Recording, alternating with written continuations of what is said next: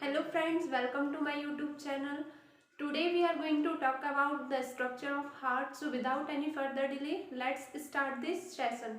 First of all अगर हम heart के स्ट्रक्चर के बारे में बात करें तो सबसे पहले हम उसकी लोकेशन पता होनी चाहिए। तो हार्ट जो है वो हमारी थोरेसिक कैविटी में, या हम किसी भी एनिमल की या किसी भी ऑर्गेनिज्म की बात करें तो उसके जो हार्ट होता है, हार्ट की लोकेशन ऑलवेज जो है वो थोरेसिक वाले पार्ट में होती है।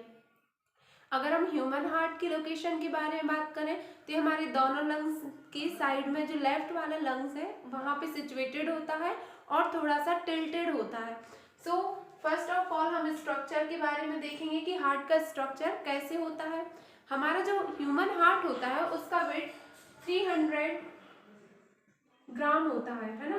300 ग्राम का ह्यूमन हार्ट होता है और 12 सेंटीमीटर ये लंबा होता है, 9 सेंटीमीटर ये चौड़ा होता है और 6 सेंटीमीटर ये मोटा होता है। फर्स्ट ऑफ ऑल अगर हम हार्ट की लेयर्स के बारे में बात करें तो जो पूरा हार्ट होता है वो एक लेयर के थ्रू कवर होता है और उसमें वो लेयर इसलिए प्रेजेंट होती है कि कोई भी मैकेनिकल जो एक्सटर्नल इंजुरी है वो उससे बच सके। और हमारा हार्ट जो है मेनली 4 चैम्बर में डिवाइड होता है ना। 4 चैम्बर्स कौन कौन से, यहाँ पे आप देखिए ये हमारा है लेफ्ट, ये हमारा है राइट एट्रियम और राइट वेंट्रिकल। अगर हम लेफ्ट साइड बात करें तो यहाँ पे भी क्या होगा, लेफ्ट एट्रियम और लेफ्ट वेंट्रिकल, यानी कि 2 एट्रियम और 2 वेंट्रिकल में हमारा जो हार्ट है, यहाँ जो हार्ट के चैम्बर है वो डिवाइड होते हैं। और ये चारों चैम्बर कहाँ पे सिचुएटेड होते हैं, तो ये हमारी हार्ट कैविटी में सिचुएटेड होते हैं।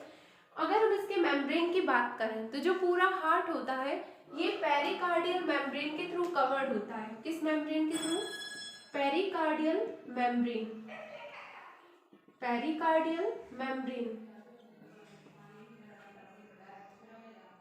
पेरिकार्डियल मेम्ब्रेन के अंदर एक फ्लूइड होता है जिसे हम बोलते हैं pericardial fluid, pericardial fluid, pericardial fluid.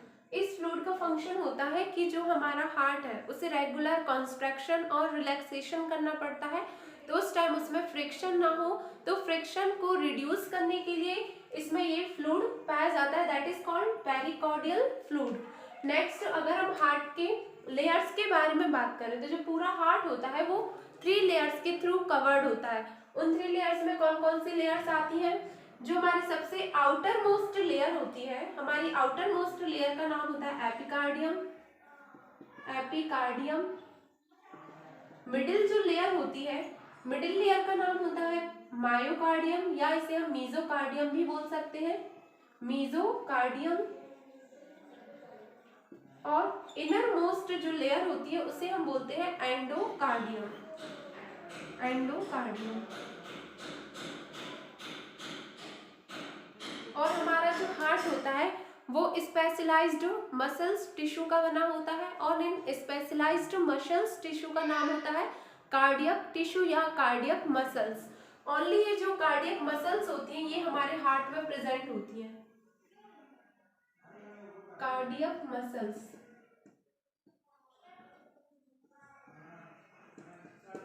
Cardiac muscles. इसके बाद अगर हम हार्ट में देखें तो हमें इसके सर्कुलेशन के बारे में देखना है कि इसमें जो ब्लड का सर्कुलेशन है उसका पाथवे क्या होता है, यानी ब्लड सर्कुलेशन कहाँ से उसकी स्टार्टिंग होती है, कैसे ब्लड फिल्टर होता है, कैसे उसमें ऑक्सीजन का जो है ऑक्सीजन उसमें मिलती है, ऑक्सीजनेटेड ब्लड होता है, और फिर कैसे वो जो हार्ट है पूरी बॉडी में ब्लड को पंप करता है। तो अगर हम देखें यहाँ पे तो ये जो हमारा राइट एट्रियम है, यहाँ पे राइट एट्रियम और राइट वेंट्रिकल, यहाँ पे 2 वेन्स पाई जाती हैं, ये वेन्स पाई जाती है, एक superior vena cava and second है इंफीरियर वेना केवा। ये दोनों जो वेन्स होती है, ये दोनों वेन्स पूरी बॉडी से जो डीऑक्सीजनेटेड ब्लड होता है ना, किस टाइप का ब्लड होता है, डीऑक्सीजनेटेड ब्लड। डीऑक्सीजनेटेड ब्लड का मीनिंग क्या है, जिसमें ऑक्सीजन मिक्स नहीं होती है ना, और उसको हम ब्लू कलर से शो करते हैं क्योंकि जिस भी ब्लड में ऑक्सीजन प्रेजेंट नहीं है वो कैसे होगा, फिल्टर नहीं होगा, है ना, ऑक्सीजनेटेड नहीं है, तो ऑक्सीजनेटेड ब्लड को हम ब्लू कलर से शो करते हैं। सबसे पहले जो ये राइट एट्रियम और राइट वेंट्रिकल है, यहाँ पे दो वेन्स पाई जाती है, that is called superior vena cava and lower most inferior vena cava. ये दोनों बॉडी के जितने भी ऑर्गन्स है उन सभी से जो नॉन फिल्टर ब्लड है ना, जिसमें ऑक्सीजन नहीं मिली है, उस ऑक्सीजन को लेके आती है। और सबसे पहले ये ऑक्सीजन कहाँ पे आती है, ये ऑक्सीजन ब्लड आता है राइट एट्रियम में। राइट एट्रियम में आने के बाद राइट एट्रियम और राइट वेंट्रिकल, इन दोनों के बीच में एक वाल्व पाया जाता है जिसे हम कहते हैं ट्राइकॉस्पिड वाल्व, है ना। ये ट्राइकॉस्पिड वाल्व होता है। तो जैसे ही राइट एट्रियम में ब्लड आया, वो किसके थ्रू पास होगा, ट्राइकॉस्पिड वाल्व के थ्रू वो पास होगा। और पास होने के बाद वो कहाँ पे जाएगा, राइट वेंट्रिकल में। फिर राइट वेंट्रिकल से जो ब्लड होता है वो जाता है पल्मोनरी आर्टरी में। पल्मोनरी जो वर्ड है वो लंग्स के लिए यूज होता है। जो आर्टरी लंग्स में जाती है उसको हम कहते हैं पल्मोनरी आर्टरी। तो ये जो यहाँ पे ये जो राइट वेंट्रिकल में ब्लड आया, अब ये पल्मोनरी आयोटा में जाएगा। और पल्मोनरी आयोटा जो है ये आगे जाके फर्दर 2 ब्रांचेस में डिवाइड हो जाता है। कितनी ब्रांचेस में, 2 ब्रांचेस में डिवाइड हो जाता है, इसलिए इनको हम कहते हैं पल्मोनरी आर्टरीज। और जहां से ये स्टार्ट हो रही है उसको हमने कहा पल्मोनरी आयोटा। तो पल्मोनरी आयोटा ही फर्दर क्या होता है, 2 ब्रांचेस में डिवाइड होता है, that is called pulmonary arteries.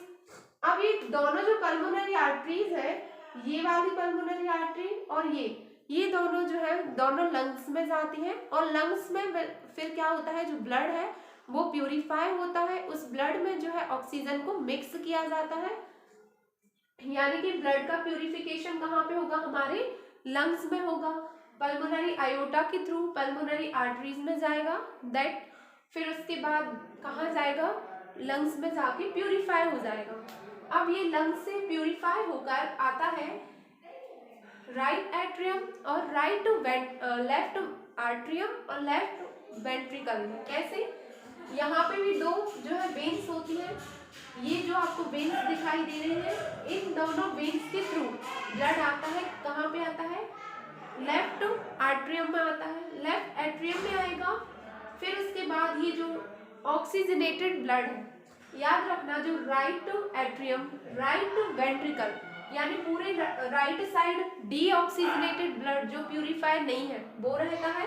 और जब ये प्यूरिफाई हो जाता है लंग्स के थ्रू, तो ये फिर इन वेन्स के थ्रू कहाँ पे आता है, लेफ्ट एट्रियम में, फिर लेफ्ट वेंट्रिकल में, और लेफ्ट वेंट्रिकल से ये जाता है हमारे सिस्टमैटिक आयोटा में। किसमें जाता है ये, सिस्टमैटिक आयोटा, ये है सिस्टमैटिक आयोटा, सिस्टमैटिक आयोटा। और ये सिस्टमैटिक आयोटा फर्दर जो है 2 ब्रांचेस में डिवाइड हो जाता है। तो देखा यहाँ पे कि ऑक्सीजनेटेड यानी कि जो प्यूरिफाइड ब्लड है वो इन वेन्स के थ्रू आया, है ना।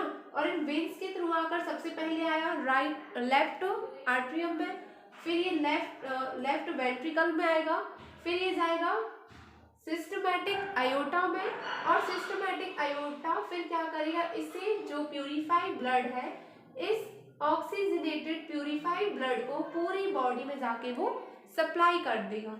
यहाँ पे एक चीज हमें याद रखनी है कि जो राइट एट्रियम है वो राइट वेंट्रिकल में एक वाल्व के थ्रू जो है ब्लड को पास करता है। इस वाल्व का नाम होता है ट्राइकॉस्पिड वाल्व। और जो लेफ्ट एट्रियम है वो अपने ब्लड को लेफ्ट वेंट्रिकल में पास करता है, किसके थ्रू, बाइकास्पिड वाल्व के थ्रू, बाइकास्पिड वाल्व, या इसी को हम बोल सकते हैं मिट्रल वाल्व। इसी को हम क्या बोल सकते हैं, मिट्रल वाल्व। तो ये कहाँ पे आ गया, मिट्रल वाल्व से पास होकर लेफ्ट वेंट्रिकल में आएगा और फिर सिस्टमैटिक आयोटा के थ्रू जो है वो पूरी बॉडी में जो है वो डिस्ट्रीब्यूट हो जाएगा, पूरी बॉडी में ब्लड जो है वो उसका डिस्ट्रीब्यूशन हो जाएगा। एक चीज हमें यहाँ पे याद रखनी है कि जो हमारा राइट एट्रियम होता है, राइट एट्रियम के अपर पोर्शन में एक स्ट्रक्चर होता है या एक नोड होती है जिसे हम बोलते हैं SA नोड, है ना। SA नोड क्या करती है, ये इलेक्ट्रिकल करंट जनरेट करती है और इलेक्ट्रिकल जो करंट जनरेट होता है उससे इम्पल्सेस मिलते हैं, किसके लिए, हमारे ये जो एट्रियम और वेंट्रिकल है इनके लिए, और ब्लड का जो है वो सर्कुलेशन स्टार्ट होता है। और जैसे ये ब्लड जो है सिस्टमेटिक आयोटा के थ्रू पूरी बॉडी में डिस्ट्रीब्यूट हो जाता है, फिर से ब्लड क्या होता है, डीऑक्सीजनेटेड होता है और राइट एट्रियम राइट वेंट्रिकल में आता है, फिर ये प्यूरिफाई होने, तो ये साइकिल कंटिन्यूअसली क्या होता है, चलता जाता है। अगर हम बात करें कि हमारी जो हार्ट रेट होती है, हार्ट रेट का मतलब हमारा जो हार्ट है वो 1 मिनट में 72 बार बीट करता है या 1 मिनट में 72 बार धड़कता है, इसको हम बोलते हैं हार्ट रेट। इसको हम क्या बोलते हैं, हार्ट रेट इसे बोलते हैं।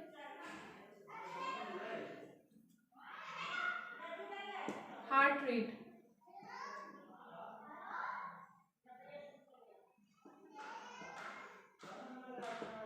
क्लियर है इतना।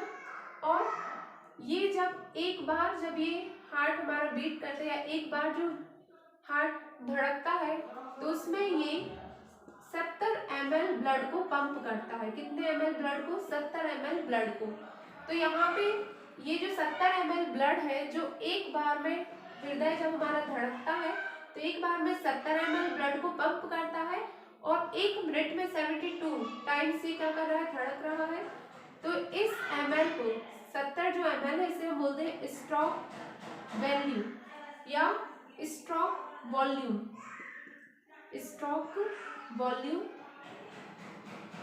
और जब हम HR यानी हार्ट रेट और स्ट्रोक वॉल्यूम SV इनका जब हम इंटू करते हैं तो हमें जो मिलता है वो मिलता है कार्डियक आउटपुट, है ना। क्या मिलता है यहाँ पे हमें, यहाँ पे हमें मिलता है कार्डियक आउटपुट मिलता है। कार्डियक आउटपुट का मीनिंग है कि हमारा जो हार्ट है वो 1 मिनट में कितने लीटर या कितने ml ब्लड को पंप करता है।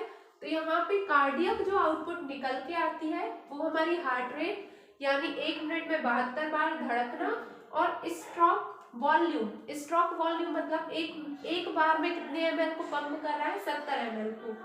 तो 72 मल्टीप्लाई बाय 70 ml कितना आएगा यहाँ पे, 540 ml, यानी समथिंग अप्रॉक्स हम बोल सकते हैं 5.5 लीटर ब्लड को जो हमारा हार्ट है वो 1 मिनट में, है ना, 1 मिनट में और एक बार में कितने ब्लड को, 540 ml ब्लड को जो है वो पंप करता है। और इसी को जो है हम कार्डियक आउटपुट का नाम देते हैं। सो यहाँ पे जो है हमने स्ट्रक्चर देखा हार्ट का कि किस टाइप से इसका स्ट्रक्चर है, कैसे इसमें ब्लड का सर्कुलेशन होता है, साथ में हमने कार्डियक आउटपुट निकालना सीखा कि कार्डियक आउटपुट हम कैसे निकालते हैं। नेक्स्ट जो वीडियो होगी उसमें हम हार्ट डिसऑर्डर और हार्ट से रिलेटेड जितनी भी डिसीजेस हैं, जितनी भी प्रॉब्लम्स हैं उनके बारे में डिस्कस करेंगे। Thank you.